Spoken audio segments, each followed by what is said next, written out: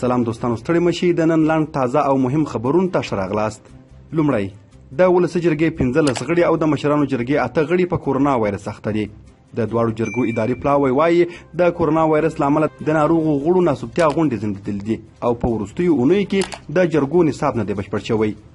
ځینو وکیلانو د کورونا ناروغۍ سختې ورځې تېرې کړې دي، خو ځینو نور لا هم په کرنټین کې دي او پارلمان ته لا نه دي ستانه شوي.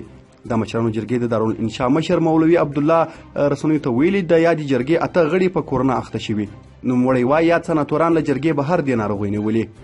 دویم، افغان حکومت د طالبانو له لوري د دولت د امنیتي او دفاعي ځواکونو خوشي کول د خپلمنځي خبرو د پیل لپاره عمده اصل ګڼي. د ولسمشرۍ ماڼۍ مرستیال ویان د وخان میناپال وایي حکومت سولې ته رسېدو او د جګړې پای ته ژمن دی او له طالبانو غواړي چې ژر تر ژره دې له دوی سره بندي سرتیري او عسکر راخوشي کړي.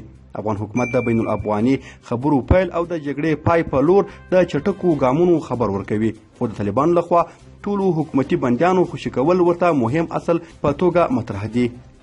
دریم او وروستی مو همدا چې سعودي عربستان په افغانستان کې یو روغتون او 100 مدرسې جوړوي.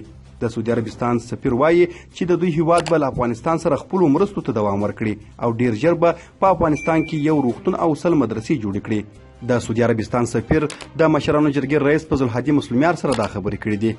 ګران دوستانو، د نن لنډ مهم او تازه خبرونو مو هم دومره وه. تر بیا ښې چارې.